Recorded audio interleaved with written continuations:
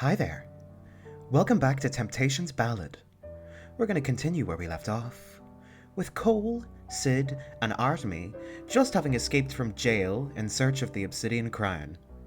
The mission is afoot, the D&D campaign has just begun, and our characters are setting out together for the first time, and I'm very, very excited to get into the shenanigans that unfold. Insert blatantly obvious 18 plus content warning here. You all know the drill and you know what to do. I don't want to waste any time on this. I just want to dive right back into it all because I'm so excited for this. Lights, camera, action.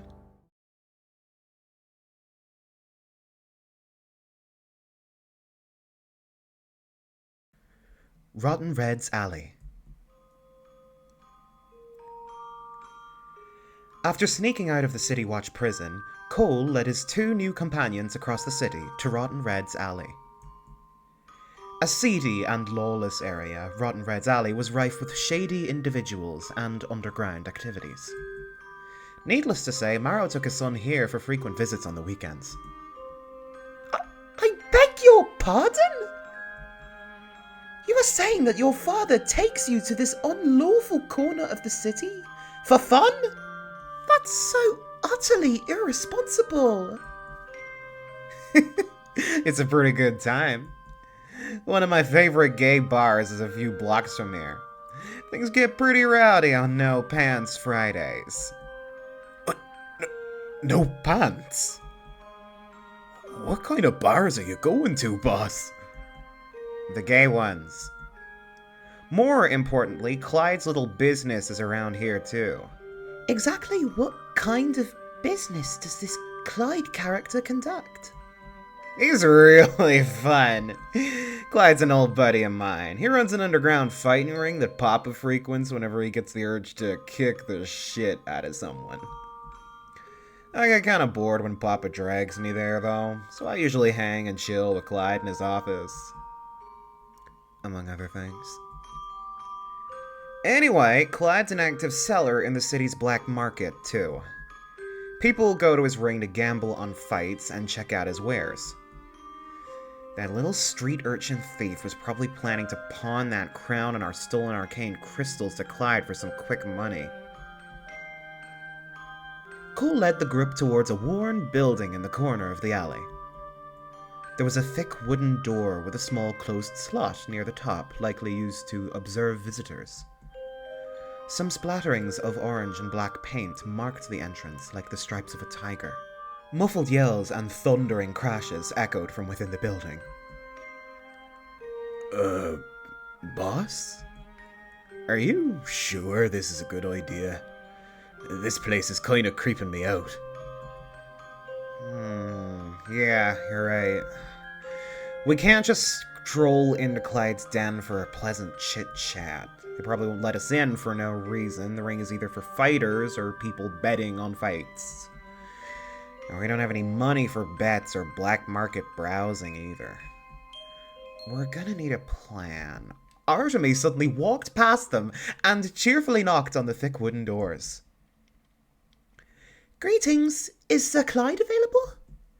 I am looking for the whereabouts of a missing crown. Sidd and Cole frantically dragged her off to the side and around a corner. Are you insane?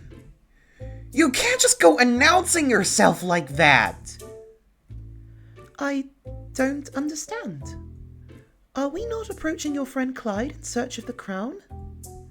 Cole groaned and rubbed his temples impatiently. Yeah, but not like this. Some subterfuge is in order. You mean lying? That is most dishonorable, Sir Cole. Okay, listen here, little knight. I may be real friendly with Clyde, but he's still a businessman in Rotten Red's Alley. It's every man for himself out here. He's not just gonna hand over a jeweled crown worth thousands of gold just because we ask nicely. That's not how the world works. There was suddenly a clunk at the door as the wooden slot slid open. A pair of sharp, predatory eyes peered around the alley suspiciously. Hello? I swore I heard someone. Cole groaned and buried his face in his hands. It's now or never.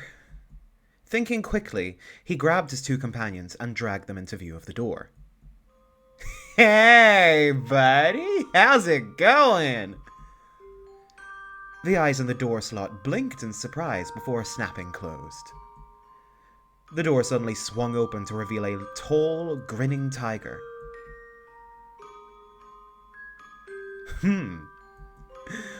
Well, if it isn't my little coleslaw. How are you doing, buddy? Cole yelped as the large feline grabbed him in a headlock and roughly tousled his hair. Hey, let me go! You're messing up my hair! Oh, you know you love it. Your hair's always a mess anyway. It's handsomely disheveled. It's the secret to my charm. Clyde let the small hyena go and gave his ass a firm smack as he retreated. I see your daddy ain't here this time, little coleslaw. As much as I love hanging out with you, I've got a business to run. If you're not here to fight or check out my wares, I'm afraid I can't let you in, buddy. Of course I'm here for business, Clyde.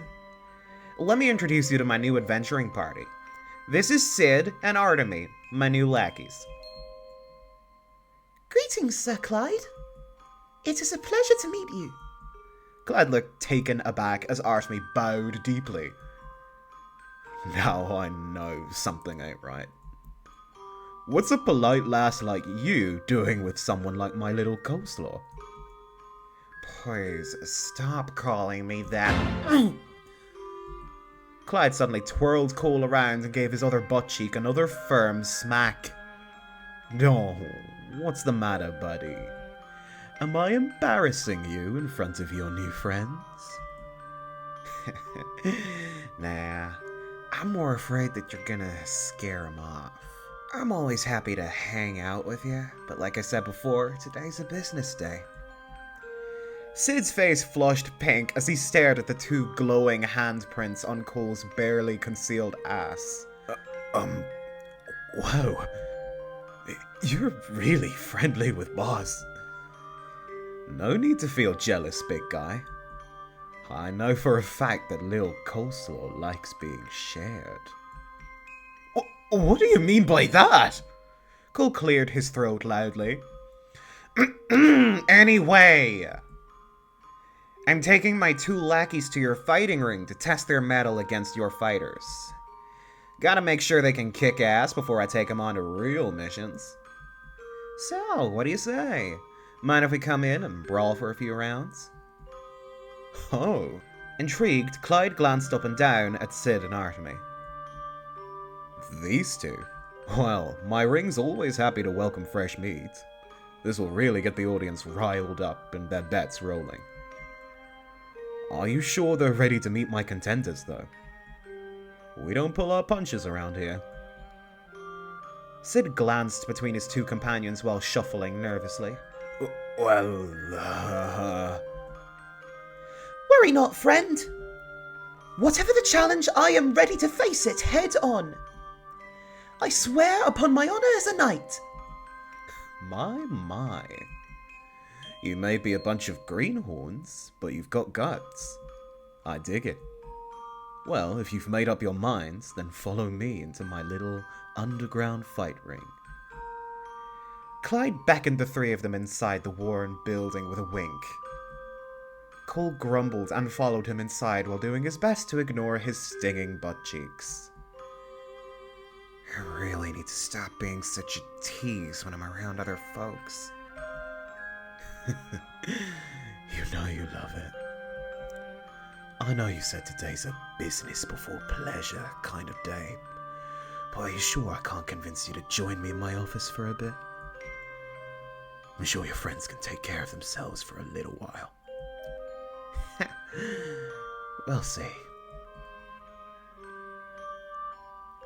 As the two of them disappeared inside, Sidd nudged Artemi and whispered with a red face. That was weird, right? The way those two acted with each other. Artemi blinked blankly. I'm afraid I do not have much experience with social interactions. Was that not how close male friends conduct familiarity amongst themselves? Yes, Artemi. Yes, it is. Yes, it absolutely is.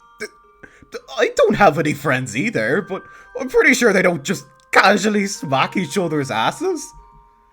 Sid shook his head furiously. Why in the world was he feeling so flustered? You know what? Never mind. Let's hurry up and go inside. The building's interior was cold and unkempt, its dark stone walls dimly lit by flickering candlelight. As Clyde led the three of them down a narrow corridor, muffled sounds of fighting men and a roaring crowd echoed through the walls. Clyde watched the newcomers' nervous faces with a grin. Well, folks, welcome to my fighting ring. The door opened to reveal a large, rowdy room with an open area roped off for fighters. The place was filled to the brim with a crowd surrounding the ring, whooping and hollering at two large, heavily bruised men, exchanging fierce blows. Scantily clad waiters served out trays of beer and mead, while judges collected bets from the excited audience. The entire crowd screamed as one of the fighters brutally grabbed his opponent by the throat. In a show of sheer strength, the fighter lifted his opponent off the floor and tossed him into a brick wall with a sickening crunch. As the other man groaned and struggled to pick himself off the ground, the fighter raised a victorious fist in the air, prompting the crowd to burst in uproarious applause. Sid watched the entire exchange and gulped nervously. Oh, this is kinda hardcore. You think this is rough? You should see my papa in the ring. That's when things get really good. It doesn't appear these fighters adhere to proper sparring etiquette. Had I pulled a trick like that in the cathedral, Her Excellency would have surely locked me up in confinement for days. Lock you in confinement? What kind of weird church training did they put you through? Huh? Oh, worry not, friends. It was just simple discipline. Surely many families do the same for their children. No. I think the worst my mom's done is force me to wash all the dishes in our tavern for a couple of days. And then she felt bad and we ended up washing them together. Cole scoffed. Papa's never had to discipline me as a kid because I never get caught. You all need to stop being so honest with your parents. Sir Cole, I simply cannot condone your deceptive methods. That sounds like the words of a sucker to me. By now, the cheering and hollering from the rambunctious crowd died down. People were carrying the fallen contender out of the ring while they were preparing for the next match. The victor of the last fight was downing a tankard of beer when he suddenly caught sight of Cole and his companions near the entrance. His eyes narrowed dangerously. The large man quietly approached them, the crowd parting at his wake nervously. Quality Bonebreaker. Why are you here? His voice was low and quiet, but it reverberated off the stone walls of the fighting ring in a dangerous rumble. This is not a schoolyard. The fighting ring is a place for the strong to test their tenacity against worthy opponents. You may be chummy with Clyde, but you cannot simply waltz in here for a visit whenever you please. Cowards are not welcome here. Despite the sheer size difference between Cole and the huge man standing over him, Cole stood tall and unfazed. Good to see you too, Val. I see you haven't changed much since our last visit. A deep growl rumbled from the large crocodile's throat as he glared down at Cole. Hey. Cool it, Val. I let Cole in because he's actually participating in the fights this time around. I know you got beef with the little guy, but keep the drama out of the ring, alright? Val raised a surprised eyebrow. You fighting in the ring? Well, not exactly. I brought my 2 new lackeys here for a bit of battle practice. They'll be fighting for me. Cole turned to Artemi and Sidd. Guys, meet the fighting ring's top contender and Clyde's business partner. This is Val. Hi. Greetings, Sir Val. We are honored by the opportunity to spar with such a strong opponent. Val's eyes narrowed at Cole with bitter disgust. As expected. Constantly manipulating others to fight your battles. Always hiding behind your father's success. You are a weak and feeble coward, Colony Bonebreaker. Everything you own, your connections, your success, all given to you on a silver platter by your father. You are nothing but a leech. Your new companions will do well to be wary of you.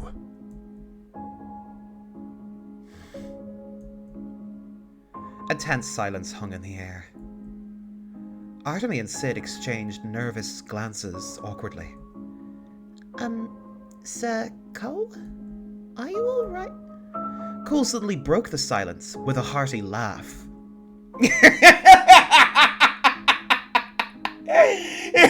Yep, your local immoral leech colony bonebreaker at your service. Cole bowed and grinned. What are you gonna do about it? Val glared at Cole for several long moments before turning to leave. Disgusting. You are a waste of my time. Cole's smile faded into an unsettling frown as he watched the large crocodile disappear into the crowd. Clyde leaned over and gave Cole's hair a gentle ruffle. Sorry, folks. Val can be a little confrontational sometimes. Don't let him get to you. I'm used to it by now. Clyde turned towards Artemi and Sidd apologetically. That was my business partner, Val. He's the best fighter around, and he helps me out with some of my market business as well. Clients are surprisingly more cooperative when you've got a 7-foot-tall croc on your side. I swear he's a pretty nice guy under all that gruffness, though. Cole cleared his throat. Now that we got the introductions out of the way, do you mind if I take my lackeys to a changing room or something? Sure thing, little coleslaw. The rooms are down the hall to your left. You know where they are. Cole nodded and marched through the crowd, gesturing for his 2 lackeys to follow.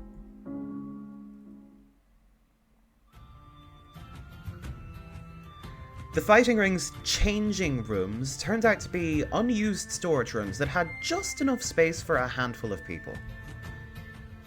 Artemi and Sidd struggled to squeeze between the barrels of supplies as Cole plopped down comfortably on a nearby crate.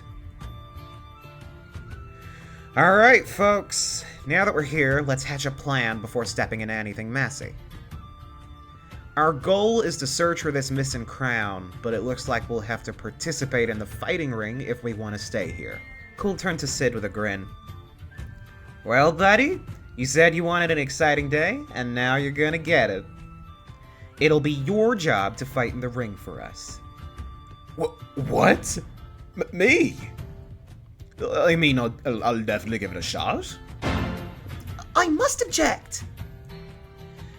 The crown is missing due to my own mistakes. It is only right that I fight instead. Listen, Nighty, the fights here are hand-to-hand combat with no weapons or armor allowed. You got any experience with that in your knighthood training? No? Alright, I'll hinge my bets on the big buff guy instead. You're a holy knight, right? Sid's probably gonna take a beating or 2. You can patch him up with some healing magic or something in between the fights. I see. Then that is a duty I wholly accept. You don't think everyone here is as hardcore as that Falcoi, do you? Most of them are pretty wimpy, to be honest. Papa can usually beat him to a pulp with one hand.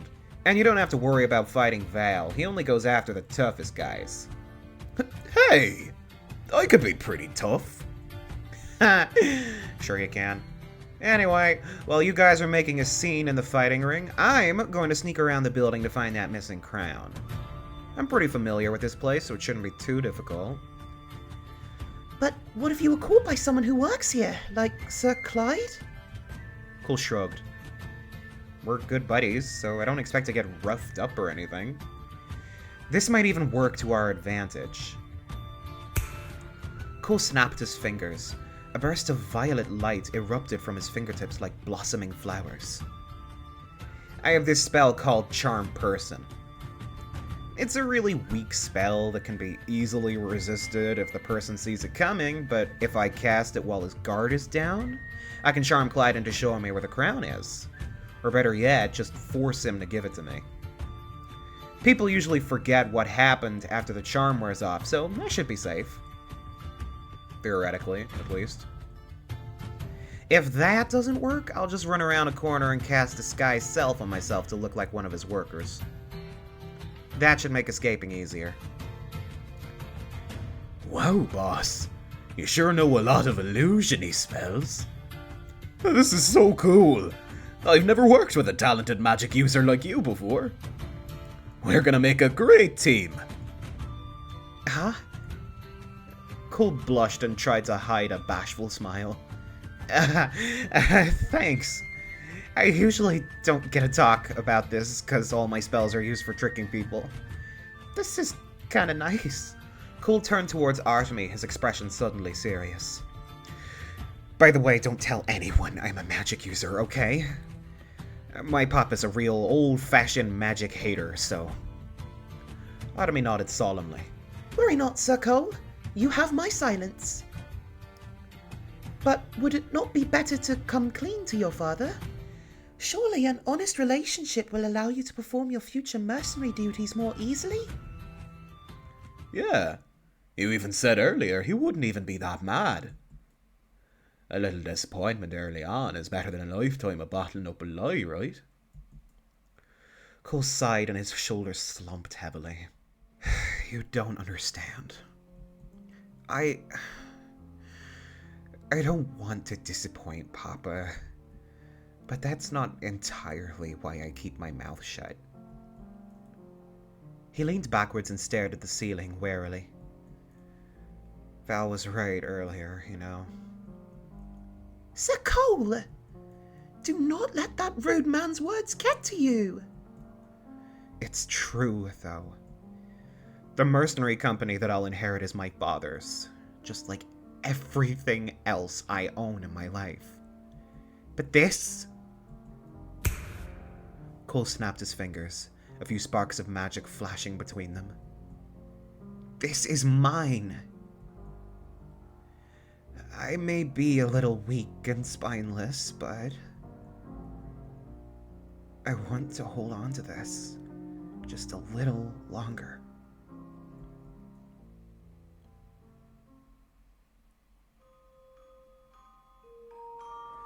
The crowd was just as loud and rambunctious when Cole accompanied the two of them towards the ring. Sidd chewed on his thumb nervously as all eyes trained on him like predators to a fresh piece of meat. Sure, he was a pretty big and tough guy, but was he ready for something like this? Hey Cole, is your guy ready for his first match? Sidd jumped when he felt Cole place a comforting hand on his shoulder. He's got a little stage fright, but Sid's gonna be crushing everyone once things get heated. Just watch. The crowd murmured doubtfully at Cole's bold proclamation. Several of the other fighters looked downright offended. I'm looking forward to seeing that. You've got a few moments to get ready before your first match starts. May the best fighter win. Sidd glanced towards the ring. It looked like his opponent was a large bear whose chest was littered with bruises and scars. He wasn't as big or thickly muscled as Val, but that didn't make him any less intimidating. The bear caught Sidd staring and shot him a vicious grin. Fresh meat, huh? I look forward to breaking you into the ring, kid. Sidd shuddered and ducked behind his two companions. Boss, are you sure that I'm up for this? I mean, you did say I was a greenhorn and not ready for big stuff earlier today, and... You're not chickening out on us, are you? Well, chickening out is a strong term. I prefer being strategically cautious. Cole suddenly leaned dangerously close to him. A thumb gently slid under his chin, coaxing Sidd to look directly into Cole's eyes as he winked. Come on, man. You're the lackey of Quality Bonebreaker. You've got what it takes to crush everyone here if you wanted to. Now get out there and show them what you're made of. I don't know, boss. Maybe.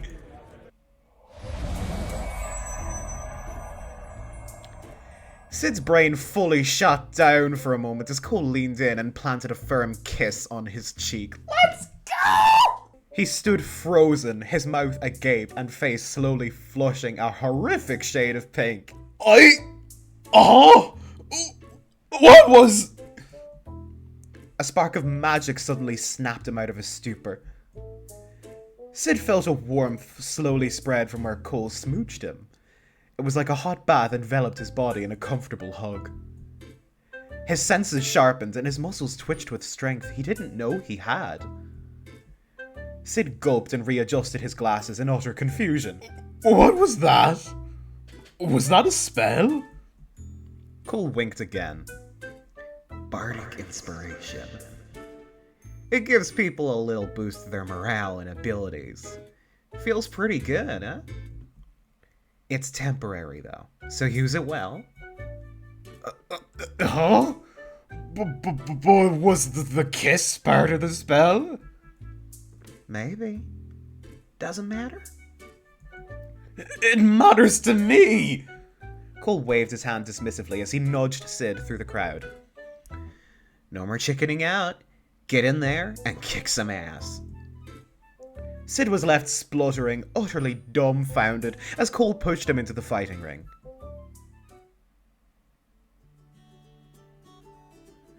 People were starting to place bets on the victor of this fight as the crowd congregated near the gambling table.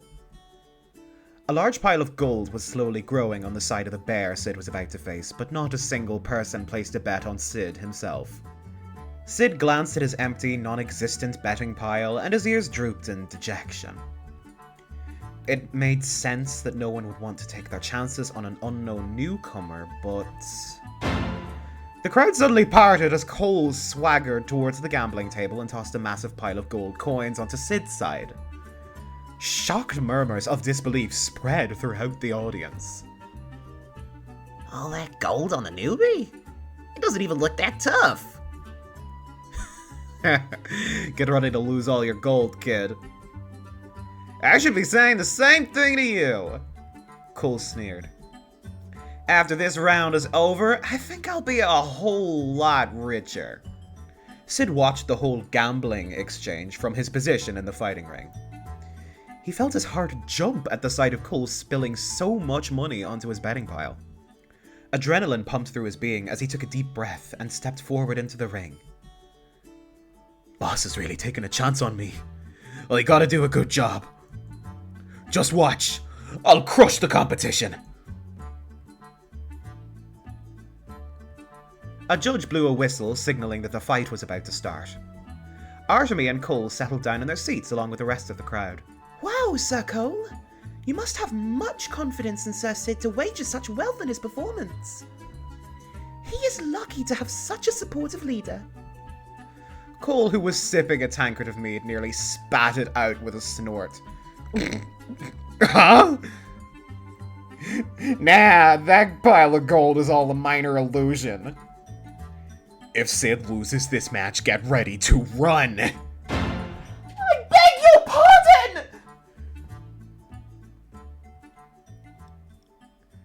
Fighters, get ready. 3, 2, 1, begin! A shrill whistle echoed through the stone room. Sidd immediately raised his fist and crouched into a fighting stance. Magic from Cole's bardic inspiration simmered through his veins and muscles like static electricity. All of Sidd's senses felt oddly sharp and focused. His opponent, the scarred bear, dove at him with a ferocious snarl, but to him it almost appeared as though he moved in slow motion. Sidd dodged the bear's jabs and punches, and then retaliated with one of his own. The bear stumbled backwards with a fierce blow to the jaw. An opening. He charged forward and slammed into the larger man's abdomen. With a massive heave, Sidd grabbed the bear by his torso and lifted him into the air. His opponent flailed and yelled helplessly as Sidd leaned backwards and suddenly slammed the bear into the ground with a brutal thud. Sidd scrambled onto his feet, panting breathlessly as he stared at the groaning body of his opponent. The bear weakly tapped the stone floors thrice. A surrender. The first round was over without Sidd even taking a single hit. Sidd stood over the prone bear, panting heavily as he came out of his adrenaline-induced daze. The crowd was stunned. Even Cole's jaws hung open in shock. In the back of the crowd, a lone Artemi clapped politely through the silence with a smile. Wonderful job, Sir Sidd! Your show of strength is truly impressive! Sidd flushed pink and scratched his head bashfully from the center of the ring. Thanks. Did you see that, boss? I hope I did you proud. Huh? Oh, yeah, you sure did. Cole was busy running towards the gambler's table and mixing together the piles of gold to hide his fading illusions. Most of the crowd was too distracted mumbling bitterly to themselves to notice the gold pile was significantly smaller. Beginners get all the luck. Or maybe we were just good. Anyway, thanks for all the money, folks. Artemi grimaced as Cole carried back a large sack of gold to their table with a giddy grin. Even if this whole crown business doesn't work out, at least I'll have some loot to bring back to Papa tonight. No worries, Nighty. I'll be sure to split some with you and Sidd, too. Sir Cole, I cannot condone your dishonesty here. All of this money was won through deception. Perhaps it would be better if we returned it? What? Return it to these gamblers in this illegal fighting ring with a shitty black market in the back rooms? None of this money was honest to begin with. We're just taking it back and putting it to good use. Artemi's frown deepened as she stared into the large sack of coins. I suppose this still does not sit well with me. She looked up with a determined glare. As you say, this whole establishment is quite illegal. Perhaps I should alert the Knights of the Church to this place and forego this entire fighting ring business to begin with. Cole's body stilled as he stared into Artemi's intense gaze. Maybe you could. Of course, a small army of knights approaching would alert everyone here right away. There are hidey holes and escape tunnels everywhere in this place. The moment trouble arises, everyone here will grab their money, goods, and treasures and flee in every direction. Your knights can't catch them all. And then you can kiss your missing crown goodbye. He took a step forward and placed the sack of gold into her hesitant hands. Or you can stick with us to quietly recover your crown with a chance of success. What will you choose? Artemi gripped the coin sack tightly and sat back down with a sigh. Oh, when you put it that way, I suppose this is the correct course of action. Still... Cole patted her head with a sympathetic smile. Listen, I get it. You're a good person. I'm kinda scummy, and this place has got bad vibes. But the world ain't exactly black and white with clean answers. When you've been out here for as long as I have, you'll learn that you gotta bend a few rules to get the job done. Artemi fiddled with the edge of the coin sack, her brow furrowed uncomfortably. Perhaps.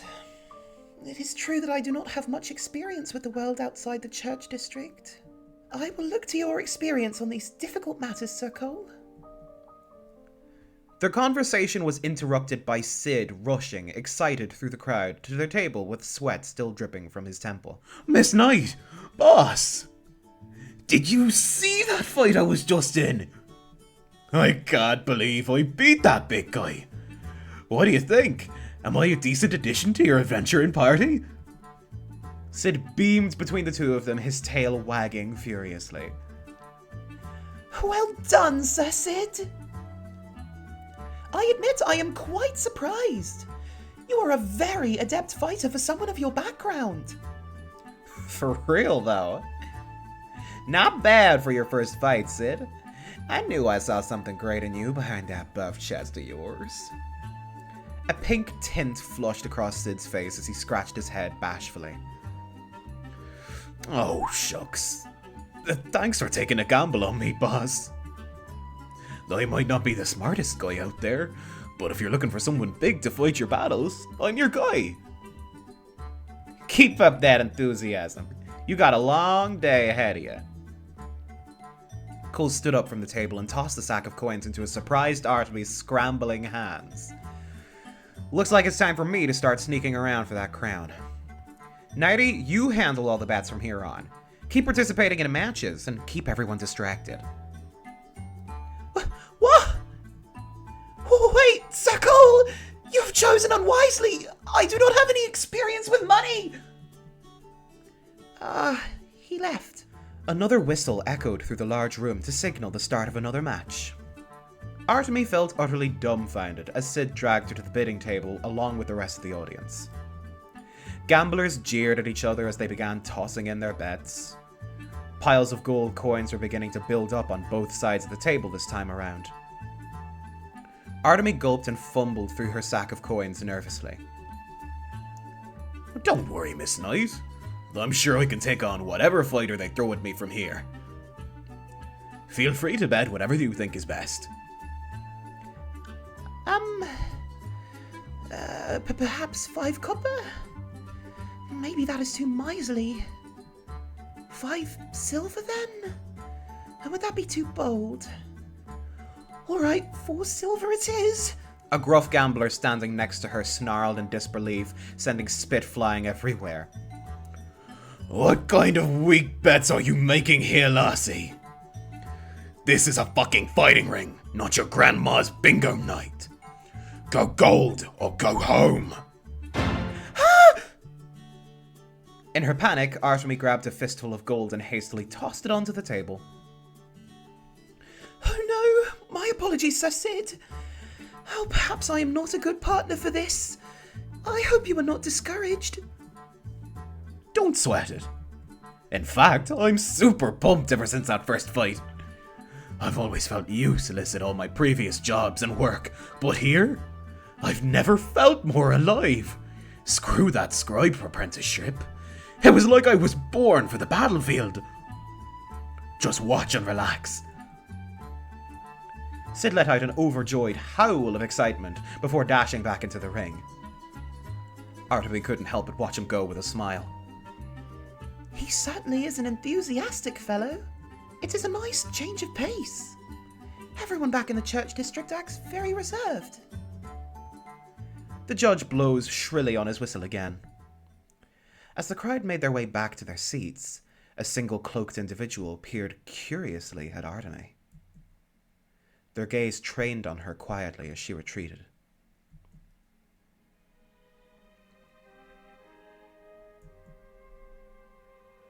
The vessel is here. This complicates matters.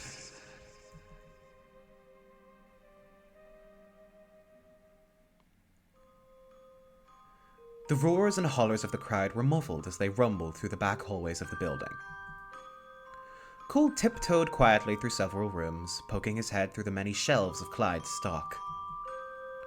There were plenty of trinkets, assorted arcane crystals, stolen keys, and other things street urchins often pilfer from unknowing city folk. A few rarer treasures were stored in the back, likely brought from adventurers after they returned from their journeys. There was no sign of this obsidian crown that Artemi described, though. Cole tapped his chin curiously as he closed the door behind him. The crown sounded pretty valuable. Maybe Clyde was keeping it on his person. Hey, who's back here? This place is off limits for guests. Cole grinned at the sound of the familiar voice and stuck his head out to meet a surprised Clyde. Yo. Clyde's suspicions immediately melted into a mischievous chuckle. Well, well, well, if it ain't my little coleslaw. What are you doing back here? Were you planning on hanging out with me in my office? Maybe later. I did say today was a business day.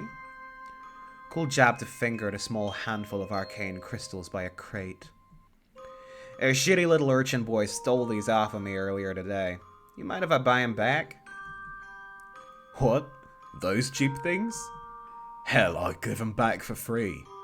Or maybe in exchange for a good time with my favourite buddy. Clyde's paw caressed down Cole's back and ended with a firm squeeze of his ass. Cole chuckled. Sounds like a good deal to me. I'm surprised you're feeling so generous today. You're usually such a hard ass with your deals. Clyde hummed cheerfully as he pulled Cole close, his hips flush with the little hyena's butt as he rested his chin on top of his head. Cole flushed slightly as he felt grabby hands snake down his front and fiddle with his loincloth. No, focus. It's business first today. Those are pretty low-quality arcane crystals, man. Any spell that's stored inside them ain't gonna last more than a day. Cole blinked and glanced up at the snuggling tiger curiously. Huh? What do you mean? Oh, right. I forgot your old man is basically a caveman when it comes to magic. Basically, these arcane crystals store spells inside of them to function. For example, the ones that are used to drive caravans and wagons are charged with an animate object spell. Other crystals that are used for stuff like cooling buildings on hot summer days are charged with spells like Ray of Frost. Technology is amazing nowadays. Wait, you're telling me that people can cool their houses down in the summer with magic? Did I suffer through all those dank and sweaty days in our living quarters for nothing? Clyde chuckled and shrugged. Like I said, your father's quite the caveman when it comes to magic. I could never figure out why he's so against it. Cole groaned and buried his face in his hands. Ugh, that's the story of my life right there. He sighed with defeat. Alrighty, that's enough small talk. It was time to focus on his task. Cole's eyes narrowed as he carefully planned his next words. Speaking of Papa, I'm here to do a little gift shopping for him. The Bone Breakers have been earning a pretty penny from all the new adventuring jobs lately, and I was thinking of getting him something nice. Ooh, well, I'm always happy for more business. What can I get for you, Coleslaw? Papa's pretty fond of over-the-top and gaudy things despite how he acts. Maybe some jewelry? Or something fancy like a cape? Or a crown? Well, fancy that. I just got my hands on a rather spectacular crown today. Unfortunately, it's already been booked by several high-class buyers. Their offers are at a price not even the son of Marrow Bonebreaker can afford. Damn, already? Didn't you say you just got this crown today? Who exactly are these speed shoppers? I'm afraid I can't tell you, Coleslaw. Customer confidentiality and all that good jazz. These buyers sent middlemen to handle their purchases, so it's not like I know who they are anyway. Darn. Guess I gotta give up on this crown and settle on buying Papa a cape or something? I'm sure we've got plenty in our inventory to satisfy Mara. Speaking of satisfying, do you want to come to my office to discuss your payment for those arcane crystals? Cole let out a small yelp as Clyde suddenly thrusted forward, pressing his bulge tightly against the hyena's rump. Ooh. It took you long enough. Lead the way, Clyde. The tiger laughed and scooped up the hyena in his arms before prancing cheerfully down the hall. This is why you're my favorite visitor.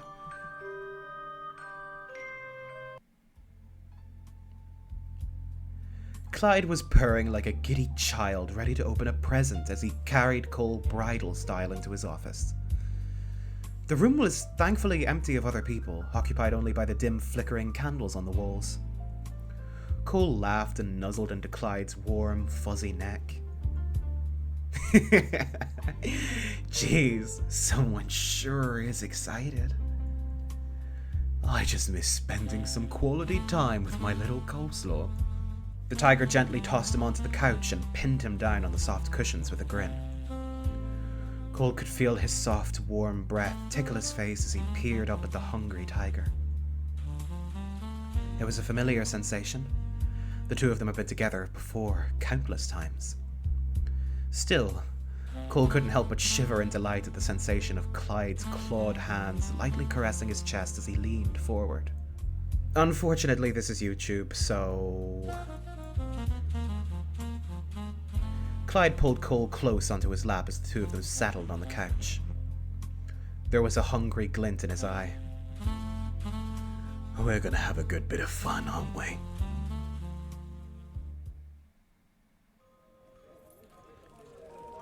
Meanwhile, in the fighting ring, the judge blew his whistle with another shrill screech. Round set! The winner is Sidd Shrikewood, his win streak unbroken! This greenhorn is barreling through the competition with ease! A large portion of the crowd cheered and hollered for Sidd this time around as he limped his way out of the ring with an adrenaline-filled grin. It was a bit of a struggle, but he managed to win 3 matches in a row. Through all the bruises and aches, an addicting rush of triumph filled Sidd's chest. We will be holding a short intermission for our contenders to rest and recuperate. While you wait, feel free to check out Clyde's catalog of wares and products lined up at the back of the room. The crowd slowly dispersed to chatter amongst themselves about the newcomer's performance. Artemi hurried across the room to Sidd's side as he stumbled towards their table. That was a stunning display of power, Sir Sidd. You are truly blessed with incredible natural-born strength. And you've been handling the bets in the crowd really well. I can't believe people are cheering for me now. We make a pretty good team, huh? Up top. Sidd raised his hand expectantly for a high five. Artemi stared at him blankly. I beg your pardon? Huh? Have you never gotten a high five before? Here, hold out your hand. All right. Aye! You've struck me! It was wee and gentle, but you've struck me nonetheless. Is this a challenge? What? No, of course not. If so, I am honor bound as a knight of the church to accept. On guard, Sir Sidd. Artemi reached to unsheath her sword. Sidd hastily grabbed her arm. No! It was a high five! It's a thing friends do when they do cool stuff together. Ah, a show of camaraderie. I see. Artemi blinked and cleared her throat self-consciously. Does this mean that you consider us to be friends? Of course. I mean, if you want to be. We've only met for a little while, but it's been a fun and eventful day with you. A shy smile grew across Artemi's face as she looked up at her companion. Of course. I will treasure our friendship for years to come, Sir Sidd. Thank you. A similar smile grew on Sidd as he grinned to himself with glee. See, Mom? I have friends who are toads too. Did you say something? Oh, it's nothing. Sidd suddenly winched and clutched his side in pain. Dark, ugly bruises littered across his torso and arms. One fighter even managed to land a solid uppercut into Sidd's face earlier. Ugh. That last guy really didn't pull his punches. Oh, you mustn't push yourself too hard, Sir Sidd. Here, I believe I can help with that. Artemi pressed her hand against Sidd's arm. Cure wounds. A gentle tingling static slowly flooded Sidd's body as the unmistakable golden glow of celestial magic illuminated her hand. Sidd watched in amazement as he felt his bruises gradually fade along with his exhaustion. Despite the discomfort of tingling static that caused his fur to stand on end, Sidd suddenly felt re-energized. He hopped onto his feet and experimentally feinted a few punches in the air. Whoa! This is amazing! All my soreness is gone. I practically feel like new. I didn't know you could cast magic too, Miss Knight. Artemi chuckled and bowed her head bashfully. You flatter me. My education with the church included swordsmanship training by holy paladins, as well as healing magic by clerics. It is natural that I should aid in easing my comrades' wounds. A big, giddy grin spread across Sidd's face as he plopped back into his seat. I still can't believe I'm working with the creators chosen on my first day as an adventurer. This is so cool. It's an honor to work with the future savior of the world. Oh, the honor is all mine. I never imagined I'd have the chance to work with such kind people on my first mission. Oh, now you're just being modest. You're the chosen one, for crying out loud. Every day must be full of exciting stuff to do and people to meet. A little commoner like me is probably small stuff compared to what you go through. Artemi's smile faltered as she stared at the floor quietly. You are mistaken. I'm afraid I've spent most of my life within the Grand Cathedral and do not have much experience with the world outside of the church district. Today has been the most eventful day of my life, for better or worse. She peered up at Sidd curiously. Pardon my intrusion, Sir Sidd, but I have been wondering. I am here due to my duties as a knight of the church, but what about you? You mentioned that you wanted to be an adventurer? What drives an ordinary man to pursue such a dangerous profession? Sidd stared down at the wooden table with a hint of embarrassment. It's kinda silly, if I'm being honest. I suppose it's fine if I share this with the creators chosen. You gotta promise to not laugh, though. Artemi suddenly stood up and bowed, drawing curious stares from nearby onlookers. Worry not, Sir Sidd. You have my word and my silence. Hey, sit back down. It's not that big of a deal. As you wish. Sidd fiddled with the hem of his shirt quietly. You see, the reason I want to be an adventurer so badly. It's true that I've always admired the glory and fame of adventurers. But the real reason... He looked up with a bittersweet smile on his face. It's all from my mom. Artemi frowned, confused. I understand. Mothers can have high and demanding expectations, but at the end of the day, they simply want what's best for us. Sidd snorted out a laugh. Oh, my mom never really asked anything of me.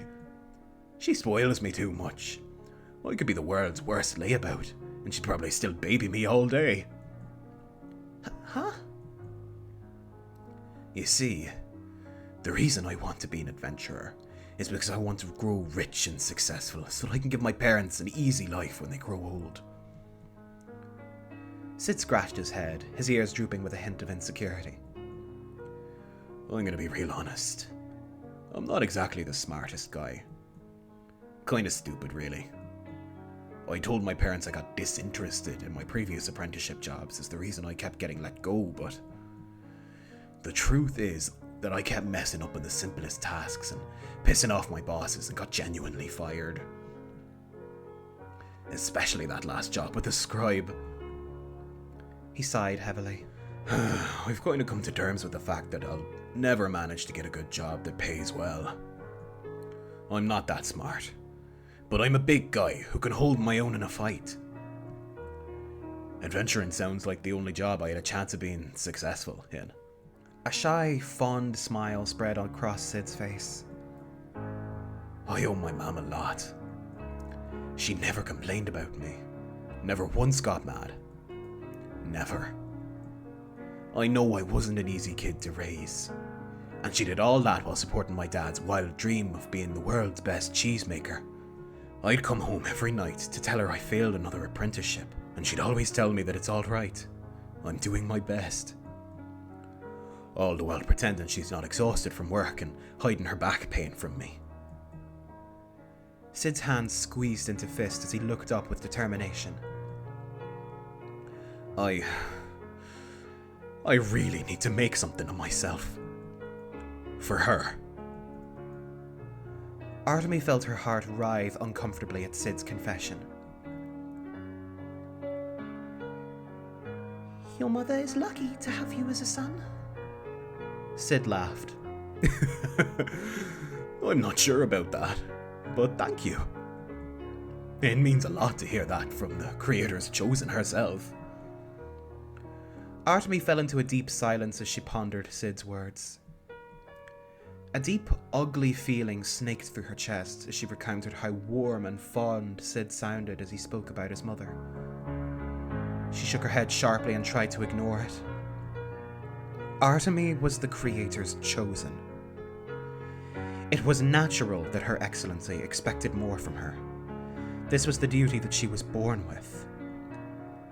Even still, Artemi could not quite block out the painful envy that was gnawing through her heart. And that's where I'm going to leave it. So, now do you see it? Now do you fucking see it? Why I love this VN so much?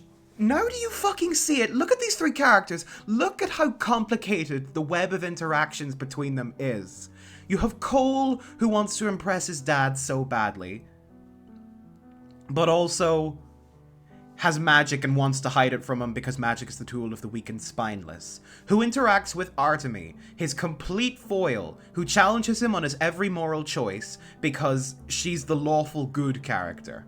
She's, a little naive, yes, but she's good-natured, good-hearted, and believes in doing the right thing. But then you have how Artemi interacts with Sidd, who wants a friend so badly. Both of them are extraordinarily lonely, and come together immediately, actually. They're both innocent and kind to a fault. But then Artemi hears about Sidd's relationship with his mother, which is really healthy, and her own relationship with her own mother is fucking toxic as hell, from what we've seen. And then you have Sidd's interactions with Cole, who Sidd looks up to him despite being taller than him because he's the son of Marrow Bonebreaker, who's his complete idol, and he wants to be an adventurer so badly because he wants to give his mother an easy life, and he wants to be a big, glorious adventurer and have tales told about him and feel like he's good at something. And then you have Cole, who just, originally just saw Sidd as, easy, manpower or something. But also, he's kind of low-key into him, and has had a couple of heartfelt conversations with the guy and has realized, actually, maybe he kind of is sort of there for me, a little. It's this really complex web of interaction, and each of the characters have such a fleshed out dynamic, even now, with each of the remaining characters of the main trio, and it plays off of itself so well. I absolutely fucking love them. And then you've got characters like Clyde who come in, and Val who come in, and Marrow and Hamish, and all these side characters. And they're really cool as well. They're really interesting. There's my nerdy rant. I'm cutting it off here because I could probably continue, but I don't want to spoil things because I'm only on episode 3 of this series, and there's still so much to see and so much to cover. But I love these characters so much. This VN needs more eyes on it. I swear to God. If you can, please go and read this yourselves if you're interested. Just, oh my God. Please, yeah, just give this VN its fucking flowers. Give Shiro his fucking flowers. Because, my God, sir, you got me hook, line, and sinker with this. So to recap, our main trio are in pursuit of the crown and have ended up at Clyde's fighting ring in Rotten Red's alley, and are now trying to basically just sort of pretend like they're supposed to be there until Cole gets his act together and finds the crown. Meanwhile, Cole is doing something that you kind of have to go and watch in the actual VN, because I can't air that shit on YouTube. I'm sorry. It's a really fucking good scene, but I can't air it on YouTube. I'm so sorry. For the people who are into these sorts of things, for that content, you're eating good. You're eating pretty good, let me tell you. It's pretty fucking nice. But you have to go and see it for yourself, because I can't put it here. I had to skip over it. But yes, that's where I'm going to leave this episode for now. Thank you all very much for watching. I'll be leaving links as I usually do in the description to go and support everyone involved with this. Go and support Shirokoi with his writing. Go and support me with these videos if you'd like. But that is more than enough rambling out of me for now. This has been Pink Wisp reading Temptation's Ballad. Thank you all very much for watching, and I'll see you in the next one. Take care.